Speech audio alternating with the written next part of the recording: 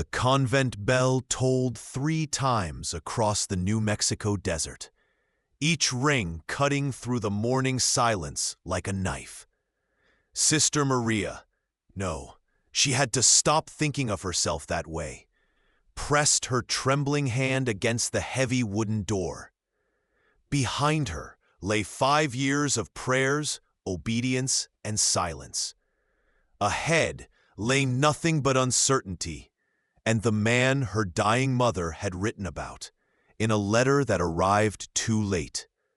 She'd never taken final vows, thank God. Mother Superior had been kind when Maria confessed the truth, that she'd fled here not from calling, but from fear, from a father who'd beaten her mother until the light left her eyes, from a world that seemed to have no place for women without protection. The letter changed everything. Your father is dead. Come home. There's a man, a good man, who knew your mother. He'll help you. Trust him. Before we continue, I'd love to ask you to take a moment to subscribe to our channel and give this video a like. Your support truly matters and motivates us to bring you more quality stories like this one. Where are you listening from today? I'd love to know. Maria stepped through the convent gates wearing a simple gray dress, carrying nothing but a small bag and her mother's silver crucifix. The desert stretched endlessly before her, and standing beside a powerful black stallion was the man from her mother's letter. Cole Brennan looked nothing like she'd expected. He was massive, easily 6'3", with shoulders that seemed carved from the red rock cliffs surrounding them. His weathered face told stories of sun and survival, but his eyes, deep brown and steady, held something unexpected. Gentleness. Miss Delgado? His voice was rough as sandpaper but warm. Yes, she clutched her bag tighter, old fears rising. Strange man. Desert. Alone. He must have seen it in her face, because he took a step back, hands visible at his sides. Your mother, Rosa. She worked at my ranch before she married. Best cook in 3 territories. She wrote me 6 months ago. Said you might need help getting away from things. Maria's throat tightened. Her mother had been planning her escape even while dying. I got a ranch 30 miles north. Got a housekeeper's position open. Fair wages, your own room, with a lock on the door. He said that last part deliberately, meeting her eyes. I give you my word, Miss Delgado. You'll be safe. No obligations except honest work. She'd heard promises from men before. Her father had promised her mother the world, then delivered hell. Cole seemed to read her hesitation. He reached into his saddlebag and pulled out a worn photograph. This was Rosa, about 15 years back, at the ranch summer gathering. Maria took it with shaking hands. There was her mother, young and smiling, standing beside a much younger Cole and an elegant woman with kind eyes. My wife, Catherine, Cole said quietly. She passed 4 years ago. Fever. Rosa was there, held my hand through the worst of it, told me Catherine was at peace. His jaw worked. I owe your mother a debt I can never repay. Helping you is the least I can do. The sincerity in his voice cracked something in Maria's carefully constructed walls. I don't have money for passage. Wasn't asking for any. He moved to his horse, retrieving a canteen. It's a long ride. We'll go slow. Stop when you need to. You're in control here. Those last words did what nothing else could have. You're in control. All right, she whispered. I'll come. The ride to the Brennan Ranch took 6 hours. True to his word, Cole stopped frequently, offering water, pointing out landmarks, never pressing her to talk. When they finally crested a ridge and she saw the valley below, Maria caught her breath. The ranch sprawled across fertile grassland, a sturdy house with a wraparound porch, barns and corrals laid out with obvious care, and in the distance, cattle dotting the hills like brown stones. "It's beautiful," she said, the first words she'd spoken in 2 hours. "It's home." Cole's voice carried a note of pride. 30 years my family's worked this land. Won't ever be rich, but it provides. The ranch hands, 5 men of varying ages, tipped their hats respectfully when introduced, but kept their distance. Cole showed her to a small room off the kitchen, clean and simple, with a window overlooking a garden, and yes, a lock on the inside of the door. "Dinner's at 6. No pressure if you're not ready to cook yet. Rodrigo's been handling it, but—" Cole made a face. "Let's just say we're all looking forward to someone who knows the difference between seasoning and punishment." Despite everything, Maria almost smiled. The first week passed in a careful dance of boundaries and routine. Maria cooked, discovering that the simple act of creating something nourishing felt like medicine for her soul. Cole was unfailingly polite, never entering her space without permission, always giving her room to breathe. But she noticed things. How he worked from dawn until dark. How the men respected him, not from fear, but genuine regard. How he left wildflowers on the kitchen table every few days without comment. On the 8th morning, she found him in the barn, struggling to wrap a gash on his forearm, where a spooked horse had caught him against a nail. "Let me help." The words came before she could stop them. Cole looked up, surprise flickering across his face. "It's not bad. It needs proper cleaning." She moved closer, professional now, remembering the nursing skills the sisters had taught her. "Sit."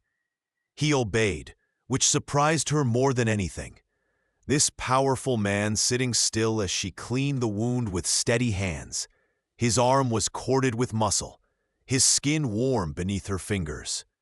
"Your mother used to patch me up too," Cole said quietly. "I was always getting into scrapes when I was younger. Thought I was invincible. And now? Now I know better. Know I'm just a man trying to do right." He watched her work. "You're good at this." "The sisters taught me. Said healing hands were a gift." She tied off the bandage, professional, efficient. But when she moved to step back, his other hand came up, not grabbing, just hovering near hers. "Maria." Her name in his rough voice did strange things to her heartbeat. "Thank you." She nodded, not trusting her voice, and fled back to the safety of the kitchen. But something had shifted. She found herself watching him more. The way he moved with quiet confidence, how he spoke gently to the horses, how he listened when his men had problems. He was patient in a way she'd never known men could be. 2 weeks in, a thunderstorm rolled across the valley with terrifying speed. Maria was hanging laundry when the first drops hit. She ran for the house, but lightning cracked so close, the thunder was instantaneous. Old memories surged up. Her father's rage had always been worse during storms, when they couldn't escape outside. She made it to the porch, but couldn't force herself through the door, gasping, shaking. "Maria!" Cole appeared from the barn, covering the distance in long strides. "You're soaking." He reached for her and she flinched violently. He froze, hands dropping immediately. I'm sorry. He stepped back, giving her space, even as rain pounded them both. "You're safe. I will touch you. But please, come inside before you catch cold." The concern in his eyes, the way he'd immediately respected her reaction, broke something loose in her chest. Storms, my father." Understanding dawned in Cole's face. "He hurt you during storms." She nodded, miserable, feeling weak and broken. "That wasn't your fault." "You know that, right?" Cole's voice was fierce now, Whatever he did, whatever he made you feel, that was his evil, not your failing. Rain plastered his hair to his head, dripped from his jaw. He looked ridiculous and wonderful and safe. Can you? She hated how small her voice sounded. Can you talk to me? Just talk. It helps. So he did, stood there in the rain and told her about Catherine, about building the ranch, about his dreams for breeding better horses. About everything and nothing. And slowly, her breathing eased.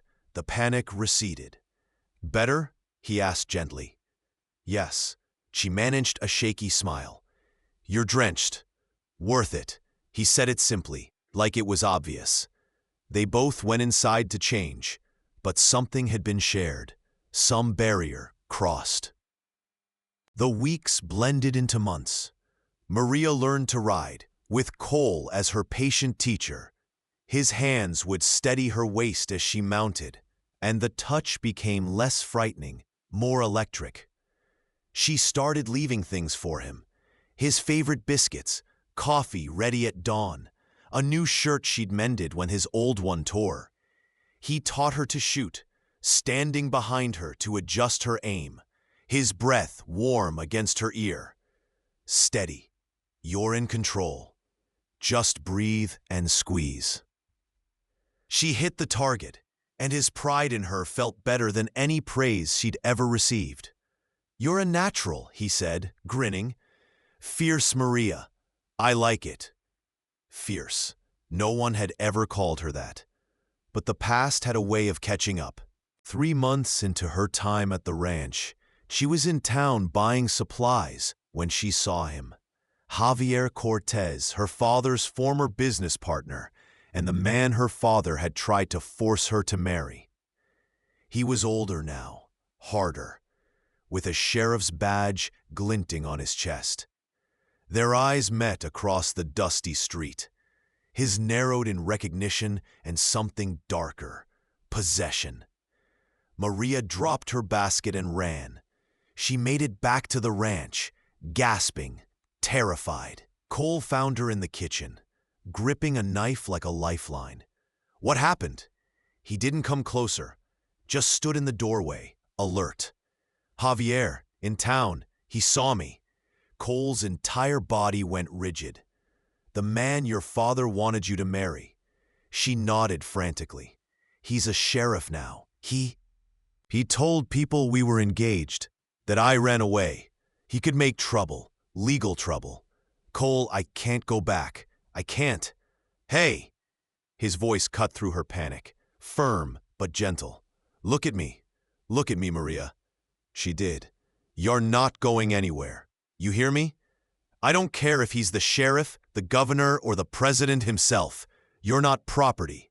You're a person, and you get to choose your own life. He has the law. Then we'll fight the law. Cole moved closer, still careful, still giving her space. But I need to know what you want. Do you want to leave? Go somewhere he'll never find you? I'll give you money, help you start over. Or do you want to stay and fight? The question hung between them. What did she want? She looked at this man who'd given her safety without asking for anything in return, who'd been patient beyond measure, who looked at her like she was strong instead of broken. I want to stay, she whispered, but I'm afraid. That's okay. Bravery isn't not being afraid. It's being afraid and choosing to stand anyway. He held out his hand, not grabbing, just offering. Whatever happens, we'll face it together. She took his hand. His palm was rough, calloused from work, and his grip was gentle but unshakable. Together, she repeated. The word felt like a promise. Javier arrived 3 days later with 2 deputies. Maria watched from the kitchen window as they rode up, her heart in her throat. Cole walked out to meet them, rifle held casually but ready. Can I help you, Sheriff? Got reports of a runaway woman here. Maria Delgado. Engaged to be married, left without permission. Javier's voice carried across the yard, cold and official. Don't know anything about engaged. I know a woman named Maria who works here of her own free will, earning honest wages. That's not how her father saw it. Her father's dead. Convenient how you're speaking for him now. Javier's face darkened. You got no right keeping her. I'm not keeping anyone. Maria? Cole called without turning around. Come out here, please. Her hands shook, but she walked out onto the porch. Every instinct screamed to hide, but Cole's words echoed. Bravery is being afraid and choosing to stand anyway. Miss Delgado. Javier's voice turned oily. Time to stop this foolishness. You belong with me. Your father promised. My father promised many things, Maria said, voice stronger than she felt. Most of them lies. I'm not engaged to you. I never agreed to marry you. I'm here by choice. You were confused, upset by your father's death. I was relieved by his death. Cutting sharp, cutting. He beat my mother for 20 years. I fled to the convent to escape him. I'm here now because I choose to be. Javier's mask of civility cracked. You little... Watch your mouth. Cole's voice dropped to something dangerous. You're on my land, and you'll show respect. This isn't over. Javier yanked his horse's reins. I'll be back with proper papers. They rode away, but Maria knew it wasn't finished. That night she couldn't sleep. Fear churned in her stomach, not just of Javier, but of what staying meant. Around midnight, she walked out to the porch for air and found Cole there, rifle across his lap, watching the dark valley. You should be sleeping, she said softly. So should you. She sat beside him, proper distance maintained, but her shoulder brushed his. Neither moved away. He'll come back, she whispered, and he'll bring more men. I should leave, Cole. I'm putting you in danger. That's my choice to make. You could lose everything. I could lose you. The words hung in the night air, raw and honest. Cole turned to look at her, and in the moonlight, his eyes were fierce. That would be worse. These past months, having you here, Maria, you've brought life back to this place. To me. I thought that part of me died with Catherine. But you made me remember what hope feels like. Her breath caught. Cole, I'm not asking for anything, he said quickly. I know you've been hurt, that trust is hard. I just need you to know if you stay, I'll fight for you. Not because you're mine, but because you deserve to choose. You deserve to be free. Tears slipped down her cheeks. What if I'm too broken? What if I can't be what you need? His hand came up slowly, giving her time to move away and brush the tears from her face. You're not broken. You're healing. And I don't need anything except seeing you smile, hearing you laugh, knowing you're safe. I'm afraid, she admitted. Of Javier, yes. But also of this, of what I feel when I'm near you. It's so different from anything I've known. Different how? Safe and terrifying, and... She met his eyes. Right. Cole's breath hitched. Maria. I want to stay, she said firmly. I want to fight, and I want... She reached up, touching his face with trembling fingers. I want to see where this leads. Slow, very slow. As slow as you need. His voice was rough with emotion. I've got all the time in the world. Javier returned a week later, but this time, Maria was ready. She'd spent the week learning everything she could about her legal rights, with help from a lawyer in the next town Cole had quietly hired. She'd also learned to shoot straight, to ride fast, and to trust her own strength. They came at dawn, Javier and 4 men, but they found more than they expected. Cole's ranch hands stood ready, rifles loaded. The lawyer waited with documents, and Maria stood on the porch, no longer hiding. I have sworn testimony from 3 witnesses that Maria Delgado was never legally engaged to Javier Cortez, the lawyer announced. I have documentation of her employment here with fair wages, and I have a restraining order preventing Mr. Cortez from approaching Miss Delgado without cause. Javier's face twisted with rage. This isn't legal. It was signed by Judge Morrison in Santa Fe. Would you like to challenge a territorial judge? The lawyer's voice was dry. She's mine. Her father promised. I'm no one's. Maria's voice rang clear. Not my father's. Not yours. I'm my own person, and I choose where I go, who I talk to, and how I live my life. You think this rancher will keep you? He's using you, girl. You're just a cook. She's not just anything. Cole stepped forward, his presence solid and unmovable. And if you ever speak about her with disrespect again, legal consequences will be the least of your problems. The threat in his voice was crystal clear.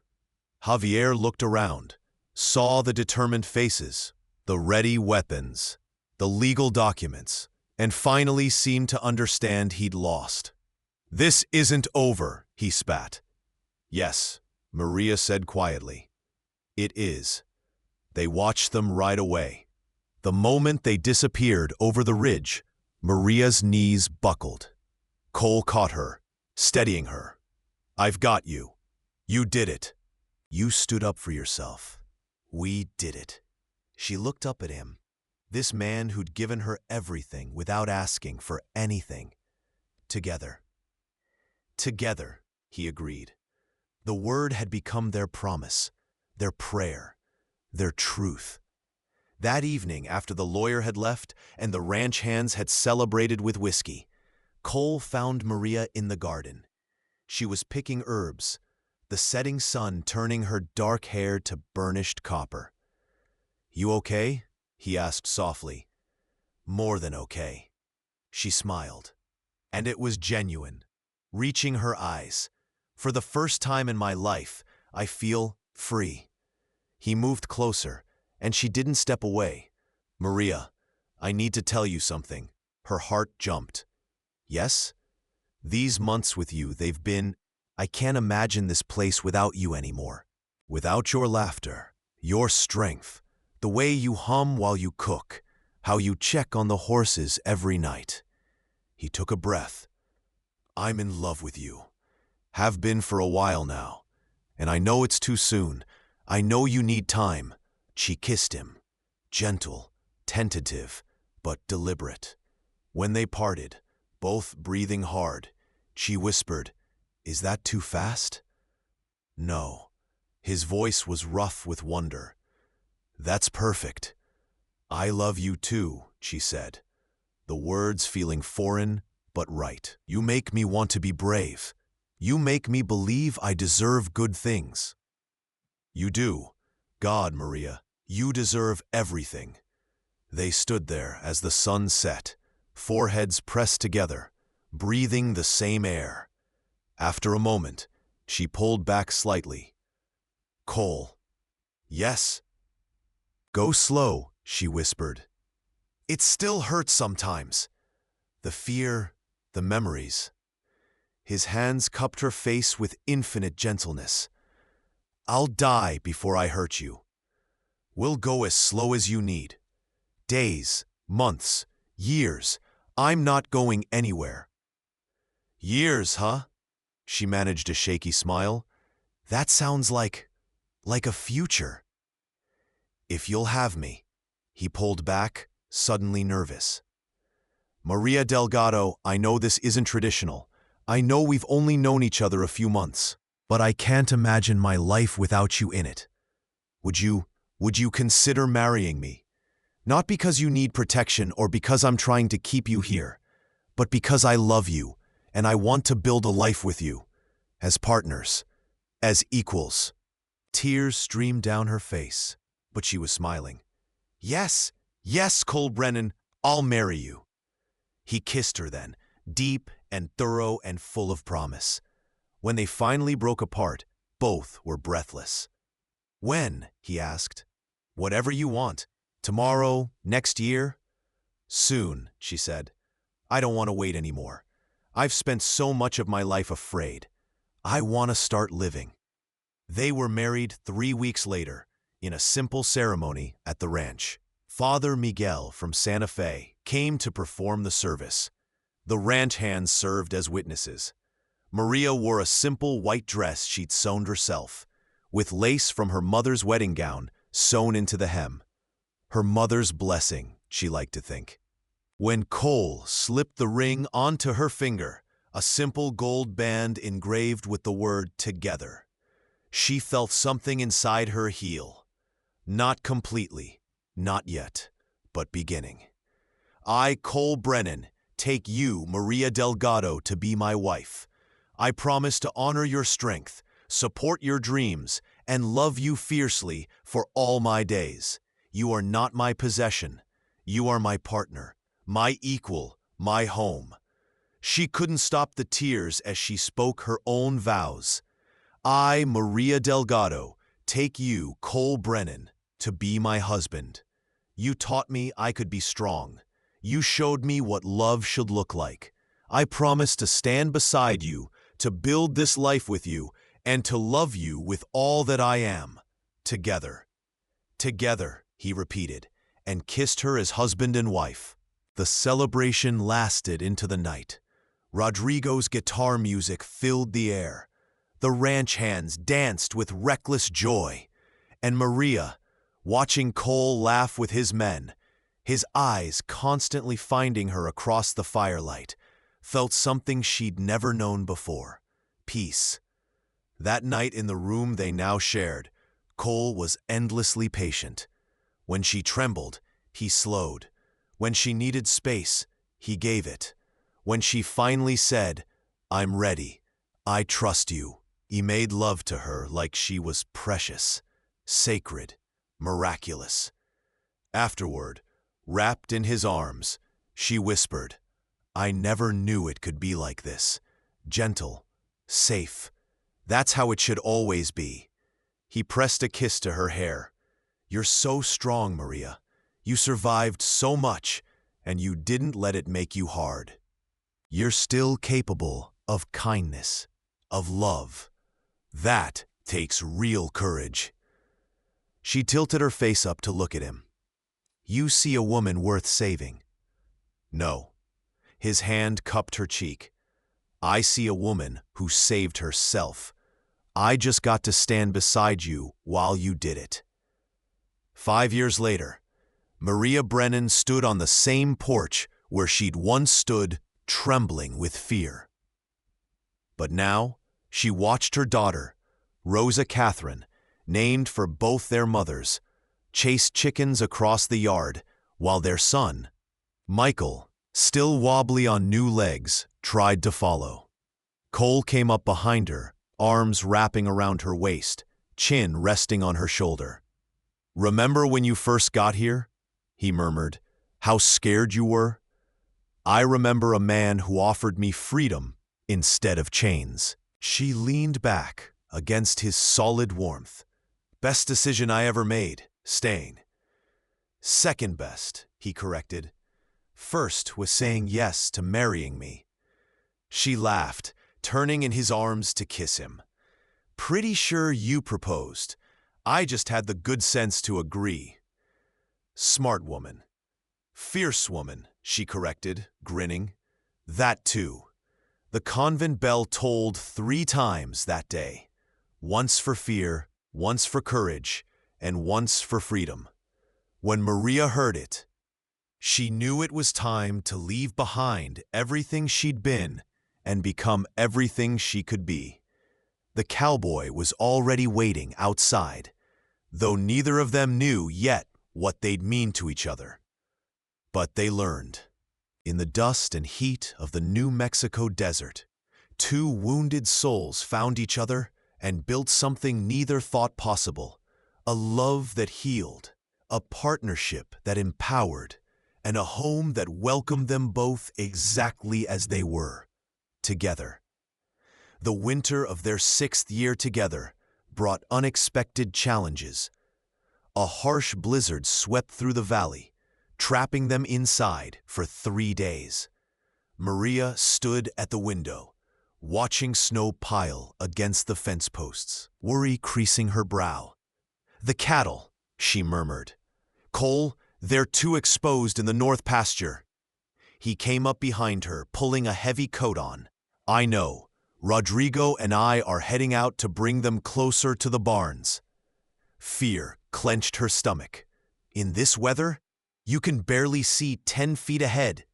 "We don't have a choice. We'll lose half the herd if we don't move them." He turned her to face him. "I'll be careful, I promise." She helped him bundle up, her hands shaking as she wound a scarf around his neck. "Come back to me. Always." He kissed her hard, then headed out into the white wall of wind and snow. Hours passed, then more hours. Rosa and Michael napped by the fire, while Maria wore a path in the floor, pacing, praying. When full dark fell and they still hadn't returned, her fear became terror. She was pulling on her own coat when the door burst open. Rodrigo stumbled in, face gray with cold and something worse. Panic. "Maria, boss is hurt. Bad. Horse went down on ice. Fell on him." "We got him to the South Line shack, but I can't move him alone. Need the wagon." Maria's world tilted, but her mind snapped into focus. She'd been trained for this. "How bad?" "Legs broke for sure. Maybe ribs." Rodrigo's voice cracked. "He's asking for you." She turned to their neighbor's daughter who'd been helping with the children. "Sarah, watch the babies. Don't let them out of your sight." Then to Rodrigo. "Hitch the wagon. I'm getting supplies." 20 minutes later, they were fighting through the storm, medical bag clutched in Maria's lap. The South Line shack was a dark silhouette against white chaos. Inside, Cole lay on a narrow cot, his face pale as death, breathing shallow. Maria. Her name was barely a whisper. "I'm here." She knelt beside him, hands already assessing. His leg was twisted wrong, definitely broken. When she pressed his ribs, he gasped. "Broken ribs too. Cole, we need to get you to town, to a doctor." "Can't, in this storm." Each word cost him. You'll have to set it."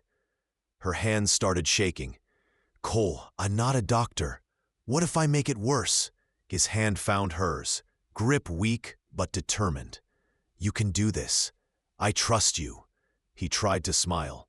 "You're fierce, remember?" She wanted to cry, to scream, to run away from this responsibility. But his eyes held hers, full of faith she wasn't sure she deserved. "Rodrigo, I need you to hold his shoulders. This is going to hurt." She looked at Cole. "I'm so sorry." "Not your fault." His breathing was labored. "Do what you need to do." She gave him whiskey. Too much, but he'd need it. Then she cut away his pants leg and examined the break. Clean, at least. Not compound. She could work with this. "Cole, bite down on this." She handed him a leather strap. "On 3, 1. She pulled on 2, straightening the bone with all her strength. His scream tore through her heart, but the bone aligned. She splinted it quickly with boards from a broken chair, wrapping it tight. The ribs she could only bind, wrapping his torso carefully while he fought to stay conscious. "Stay with me," she commanded, her voice sharp with fear masked as authority. "Cole Brennan, you don't get to leave me.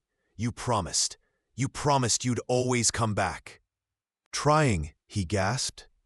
"You're bossy when you're scared." "You haven't seen bossy yet." She covered him with every blanket they had, then curled against his uninjured side, lending him her warmth. "Rodrigo, keep the fire going. We wait out the storm." It was the longest night of her life. She monitored his breathing, checked his pupils, made sure the bandages stayed tight. She prayed more than she had since leaving the convent, and she talked to him about their children, their dreams, every memory they'd built together. "Remember when you taught me to shoot?" she whispered. "I was so scared of the gun. You stood behind me, so patient. That's when I knew I was falling in love with you. The way you believed I could do things I didn't believe about myself." His hand twitched in hers. "And our wedding night. You were so gentle, so careful. You kept asking if I was okay, if you should stop." She pressed her lips to his forehead. "You showed me what love really means. Not possession. Partnership." By dawn, the storm had passed and Cole's fever broke. His eyes opened, clearer now. "Maria, right here." Tears streamed down her face. "You scared me." "Sorry," he managed a weak smile. "You set my leg?" "Yes, and wrapped your ribs. And kept you alive through sheer force of will. That's my fierce wife." His hand squeezed hers. "Told you, you could do it." They got him home in the wagon, every bump making him grit his teeth. The doctor came from town 2 days later and pronounced Maria's work excellent. "You saved his leg, Mrs. Brennan. Maybe his life." "Where'd you learn field medicine?" "The sisters taught me. And desperation is a good teacher." Cole's recovery took months. His leg healed slowly, the ribs faster. Maria ran the ranch with Rodrigo's help, making decisions, managing the men, doing everything that needed doing. She was exhausted every night, but she was also proud. She could do this. She was strong enough. One evening, Cole sat on the porch in his wheelchair, legs still not weight-bearing, and watched her organize the next day's work with the hands. When they dispersed, she collapsed into the chair beside him. "Tired?" he asked. "Exhausted." She leaned her head on his shoulder. "How did you do this every day?" "I had help. From you, from the men. Nobody does it alone." He turned to look at her. "You've been incredible, Maria. Running this place, taking care of me and the children, never complaining."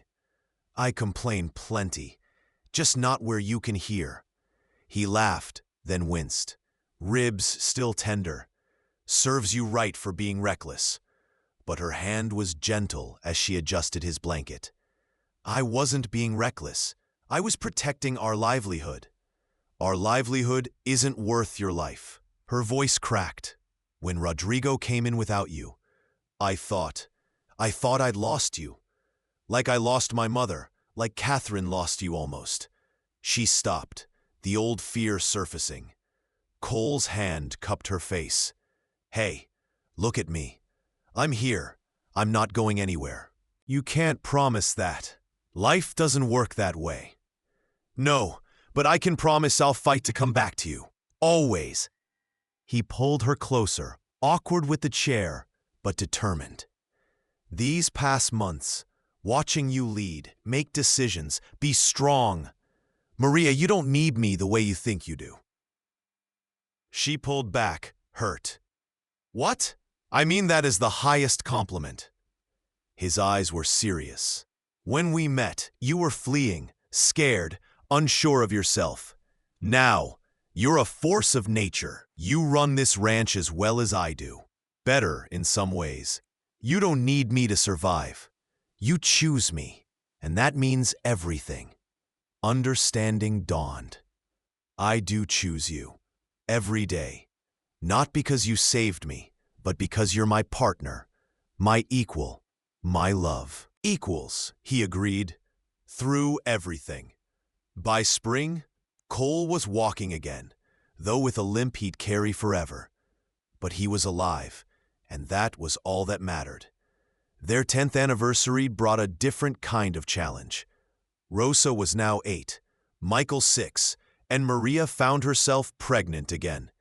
The pregnancy was harder than the first two. She was older now, more tired.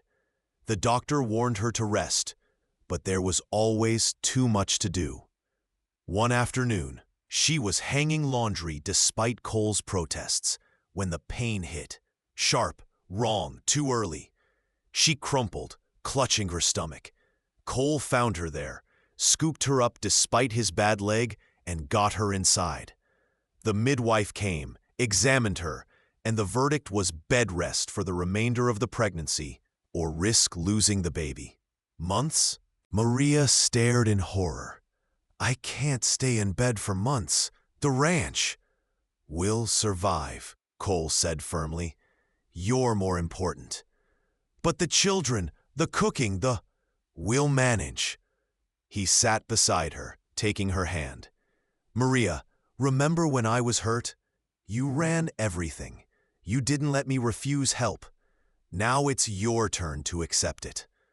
She wanted to argue, but another cramp silenced her. This baby's life hung in the balance.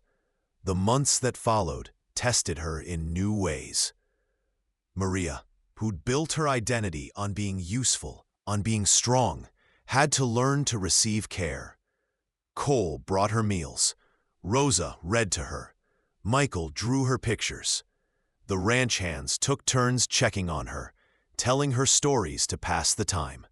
And slowly, painfully, she learned that being vulnerable wasn't weakness, that accepting help wasn't failure, that she could still be strong even when lying still. Cole sat with her every evening, rubbing her swollen feet, telling her about the day. You're doing the hardest work, he told her one night. Growing our child, staying still when every instinct says to move, that takes more strength than running a ranch. I feel useless. You're creating life. You're trusting others to help. You're teaching our children that it's okay to need people. He kissed her forehead. You're teaching me too. I wasn't always good at accepting help after my accident. You showed me how. We're quite a pair, aren't we? Taking turns falling apart and putting each other back together. That's marriage, he said simply. That's love. Together through everything. Their daughter, they named her Catherine Rosa, was born healthy and screaming in late autumn. Maria cried when they placed her in her arms, overwhelmed with relief and joy. She's perfect, Cole whispered, arm around his wife, staring at their newest miracle. And you're incredible. You did it. We did it, Maria corrected. All of us, together. Rosa's 15th birthday brought a different crisis. She'd grown into a beautiful young woman, smart and headstrong like her mother, and she'd caught the attention of a young ranch hand named Danny. Too much attention, in Cole's opinion. He's too old for her, Cole growled, watching Danny help Rosa onto her horse. He's 18, Maria said calmly, kneading bread. Only 3 years older. That's too much at her age. Cole, remember when we met? You were 32 and I was 23. 9 years. That was different. How? He couldn't articulate it, this fear that gripped him, watching his daughter smile at a young man. She's my little girl. Maria wiped her hands and came to him, placing them on his chest. She's growing up. We can't stop it. But we can teach her what healthy love looks like. We can show her that she deserves respect, partnership, equality. By letting her court some ranch hand, by trusting that we raised her well, that she's smart, that she knows her worth. Maria's eyes were gentle but firm. Cole, your instinct is to protect. I love that about you. But protection becomes prison if we're not careful. Let her make choices. Be there to catch her if she falls. He knew she was right. Didn't mean he liked it. When Danny formally asked to court Rosa, hat in hand, nervous as a colt, Cole made him sit down for a talk. You want to spend time with my daughter? Yes, sir. Mr. Brennan, sir. You know she's only 15. Yes, sir. I respect that. I'm not I just want to get to know her. Proper like, supervised. Cole studied the boy, saw his own younger self there, nervous and earnest. You heard her, you'll answer to me. And trust me, boy, you don't want that. No, sir, I'd never. Rosa's special. She's smart and kind and fierce. I just want a chance to prove I'm worthy of her time. The word fierce made Cole's lips twitch. His daughter had inherited that from her mother. All right, you can court her. Supervised visits, church socials. You keep your hands respectful and your intentions honorable. Yes, sir. Thank you, sir. After Danny left, nearly floating with relief, Maria came to stand beside Cole. You did good, she said. I wanted to lock her in her room until she's 30. I know. She kissed his cheek. But you didn't. You trusted her. That's love, too. Cole pulled his wife close, watching through the window as Rosa laughed at something Danny said, her whole face lighting up. When did we get old enough to have a daughter who's courting? When we stopped looking. Maria leaned into him. Time moves whether we're ready or not.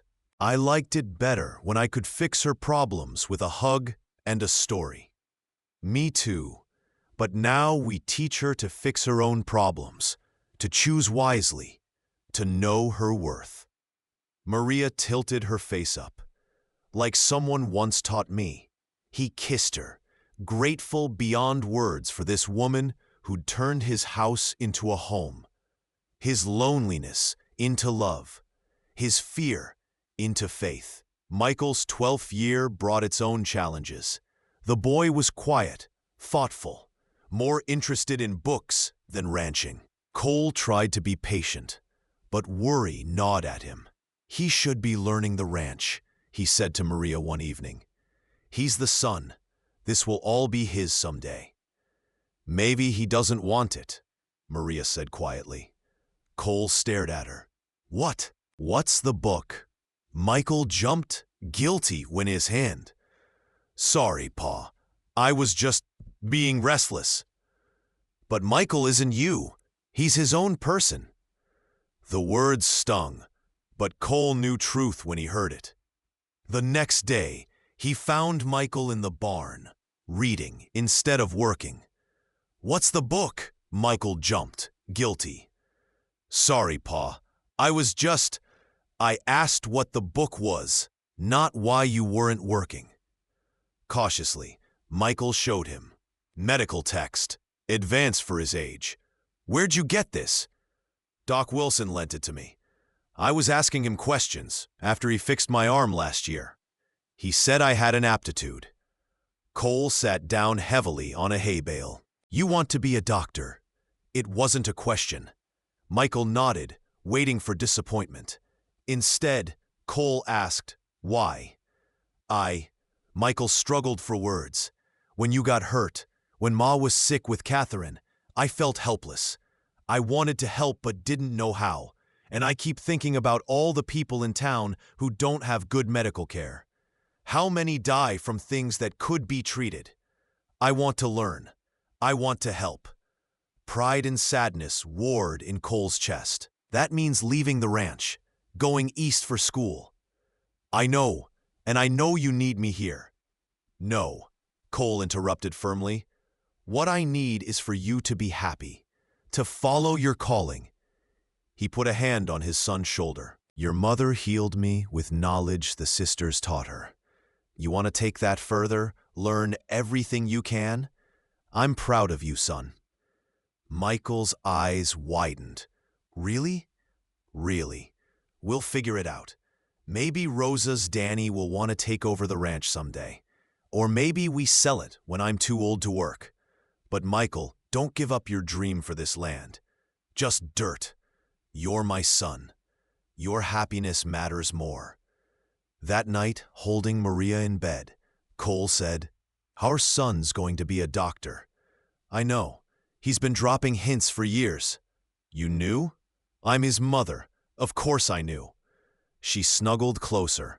You handled it well, better than I expected. What's that supposed to mean? You're protective. Controlling, sometimes. Though you've gotten better. I thought you might push him toward ranching. Cole thought about that. Maybe the old me would have. But I learned something from you over the years. What's that? That love isn't about making people fit your plans. It's about helping them become who they're meant to be. He kissed her hair. You taught me that. When you chose to stay not because you needed me, but because you wanted to. When you ran the ranch your way and made it better. When you stood up to Javier and claimed your own life. We taught each other, Maria corrected. You taught me I was strong. I taught you to let go. We made each other better. Best partnership I ever could have asked for. Second best, she teased. First was Catherine. He tickled her ribs gently, making her squeal. Watch it, Mrs. Brennan. They fell asleep tangled together, as they had for 15 years, still finding new ways to love each other. Their 20th anniversary found them sitting on the porch, watching the sunset paint the valley gold and crimson. Rosa was engaged to Danny, planning a spring wedding. Michael had been accepted to medical school in Boston.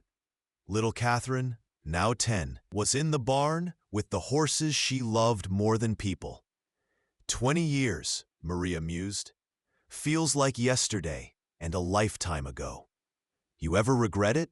Staying here, marrying me? She looked at him like he'd grown a second head. Not for one single second. Do you regret taking in a scared girl, fleeing a convent?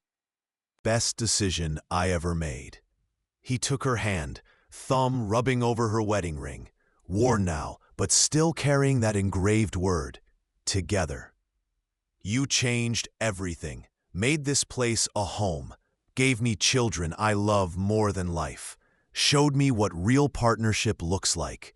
You gave me freedom, Maria said softly, and then you gave me love, not as a cage, but as wings. You let me be strong. You weren't threatened by it. How could I be threatened by the best thing that ever happened to me? They sat in comfortable silence, decades of understanding between them. They'd weathered storms, literal and metaphorical. They'd faced fear, injury, difficult choices. They'd raised children and built a legacy. Through it all, they'd held on to that promise made on a rainy night. Together. Cole, Maria's voice was quiet. When the convent bell tolled 3 times that morning, I was terrified. I almost didn't walk out that door. What changed your mind? My mother's letter. She said to trust you, that you were a good man. Maria turned to look at him. She was right. You were exactly what I needed. Not to save me, but to stand beside me while I saved myself. Maria Delgado Brennan, you're the bravest person I've ever known. From that scared girl to this fierce woman running a ranch, raising children, saving lives. You did all that. I just got to watch and marvel. We did it together, she corrected, as she always did. Every step. Together, he agreed, pulling her close. The word had become their touchstone, their truth, their promise kept, day after day, year after year. They'd built something rare, a love based on respect, equality, and the choice to keep choosing each other. As the sun set on their 20th anniversary, Cole Brennan and Maria Delgado Brennan sat wrapped in each other's arms, grateful for every moment, every choice, every challenge that had brought them here. The convent bell had rung 3 times, and the scared nun had walked out to find not just a cowboy, but her future, her partner, her home. Some love stories are written in the stars. Others are forged in courage, built on trust, and strengthened through storms weathered together. Theirs was the latter, and it was perfect. Thank you so much for listening to this story. I'd love to know where you're enjoying this tale from. Are you listening at home, during your commute, or perhaps while working? Please subscribe to the From Wild West channel and share your thoughts in the comments below. What did you think of Maria and Cole's journey? Your feedback means the world to us.